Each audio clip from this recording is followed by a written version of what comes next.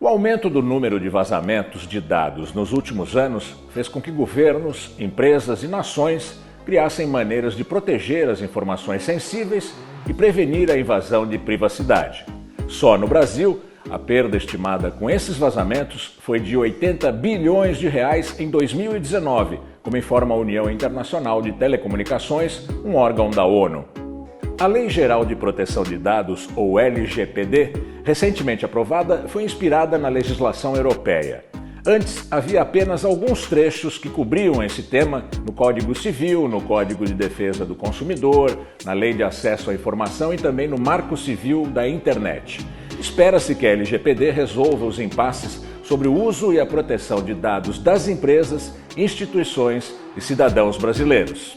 Esses dados são coletados diariamente de várias maneiras. Por exemplo, em aplicativos de celular que pedem acesso a informações de usuários e por formulários preenchidos em sites de empresas para receber promoções ou descontos, por exemplo.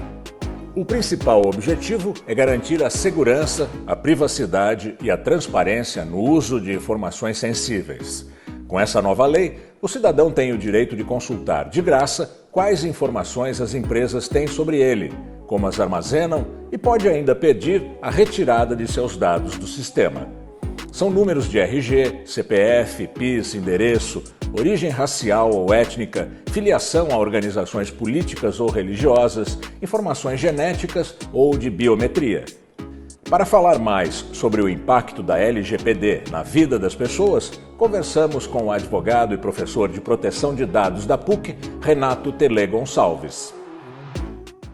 Professor, o Brasil aprovou recentemente, há coisa de alguns meses, a Lei Geral de Proteção de Dados. Essa lei é boa para o Brasil? Rodolfo, a Lei 13.709, de 14 de agosto de 2018, cujo nome é Lei Geral de Proteção de Dados, ela é boa e ela é muito importante para o país, e eu vou explicar por quê. Com o avanço científico, tecnológico das comunicações, você é um pai da matéria das comunicações, as relações interrelacionais, né, a inter-relação entre as pessoas, essa possibilidade que os novos meios de comunicação nos permitiram de nos comunicarmos com pessoas do outro lado do mundo, ou de fazermos o que estamos fazendo agora, em plena pandemia do Covid, né, conversando, fazendo reflexões pela internet, gerou uma mudança do paradigma, não só das relações, mas impôs ao direito também uma mudança de paradigma. Isso vem, sobretudo, após a Segunda Guerra Mundial, seja nos Estados Unidos, seja na Europa. A lei brasileira, ela é basicamente inspirada no regramento europeu. Na Europa, em 2016, foi aprovada pela União Europeia o Regime Geral de Proteção de Dados, que é uma diretiva que vale para todos os países da União Europeia.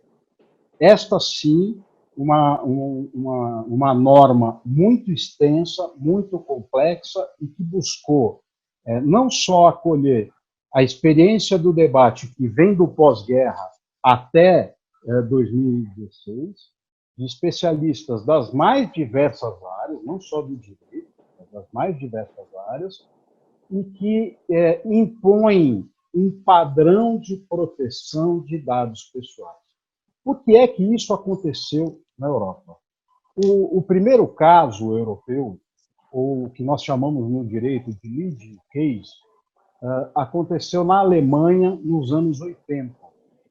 Foi aprovado no comecinho dos anos 80 uma lei que autorizava o partilhamento de informações pessoais para fins do censo na Alemanha. E o Tribunal Constitucional alemão julgou inconstitucional a lei. Por quê? Porque foi a primeira vez que uma Corte Suprema de um país desenvolveu e reconheceu a existência de um novo direito em face dessas novas tecnologias. Que direito é esse? É o chamado direito à autodeterminação informativa. Ou seja, é um nome um pouquinho complicado para quem não é da área, mas autodeterminação informativa é o reconhecimento de que toda pessoa natural, assim como ela tem direito à privacidade, assim como ela tem direito à imagem dela, ela tem direito aos seus dados pessoais. O dado reflete uma realidade. E o dado pessoal reflete a personalidade do sujeito. Então, o meu nome, o meu RG, o meu CPF, a minha opção sexual, a minha opção religiosa, a minha opção política, tudo isso compõe um conjunto de dados pessoais sobre os quais eu tenho plena autodeterminação, plena autonomia e pleno poder, salvo quando o interesse público falar mais alto, né? E nesse julgamento, então, a Suprema Corte vai reconhecer que, como decorrência da privacidade e da intimidade, que são direitos desenvolvidos no final do século XIX, início do século XX, e as novas tecnologias e o mundo da pós-modernidade confere a todas as pessoas esse novo direito. E é isso que o regime geral de proteção de dados europeu procurou proteger, tendo como centro principal e foco principal de proteção esse direito, que é um direito humano, faz parte dos direitos humanos. E qual foi a grande sacada da União Europeia, na minha opinião? Foi determinar que os países europeus e a União Europeia só poderiam estabelecer relações comerciais, econômicas e de circulação de dados internacionais com países que tivessem, pelo menos, o mesmo nível de proteção de dados pessoais. Porque o que se verificou, né, ao longo dos anos 90, ao longo dos anos 2000, até a última década, é que houve uma apropriação comercial de dados pessoais. Ou como a gente diria assim, no final do século XIX e início do século XX, o poder estava na mão de quem? De quem detinha os meios de produção. E hoje? Hoje o poder está nas mãos de quem detém os meios de informação. E o dado é estratégico, ele é um ativo econômico. Tanto é que as plataformas de internet, como o Facebook, como o WhatsApp, como o Google, têm um potencial e uma capacidade econômica tão grande quanto indústrias químicas, indústrias petroleiras, indústrias de maquinário pesado, de alta tecnologia, né? São empresas tão poderosas quanto, né? E essas empresas reúnem e manipulam dados pessoais sem que os titulares desses dados ou saibam, ou tenham permitido, ou tenham dado algum tipo de autorização para manipulação desses dados. O caso mais relevante, só para concluir, né, é o do Cambridge Analytica, que atuou em dois momentos, um no plebiscito do Brexit, né, e outro na campanha do Trump, em que ficou comprovado que eles utilizaram dados pessoais para, a partir dos perfis, direcionar o processo plebiscitário, o processo eleitoral para eles, para aquele caminho. Uma lei de um país, no caso o Brasil, consegue coibir ou evitar crimes de informação, de retenção de dados ou uso de dados por empresas que são, na verdade, supranacionais? Elas não têm um Estado nacional onde elas atuam, elas são supranacionais. Uma legislação nacional alcança essas empresas? Pois esse é um dos objetivos da nossa lei.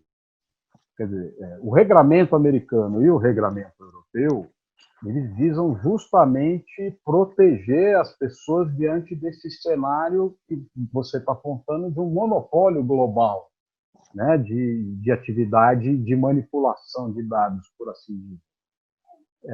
A lei, como nós dizemos no meio jurídico, ela estabelece regras de deve ser assim, né? O fato do Código Penal prescrever que matar alguém implica numa sanção de reclusão, e que, portanto, é proibido matar, né? É proibido praticar um homicídio, não significa que não ocorrerão homicídios, né? Então, nós temos, assim, até a edição da LGPD, porque também é importante eu dizer, a LGPD não prevê crime, não prevê tipos penais. Os tipos penais estão em outros dispositivos do nosso sistema. E há, sim, hoje, mecanismos para se tipificar condutas e coibir criminalmente os crimes cibernéticos ou crimes na internet. Nós temos até alguns casos de repercussão em que isso já foi aplicado, né? Agora, o que me parece que é essencial é a questão da cultura, e acho que isso faltou um pouco para o Brasil, viu, Rodolfo?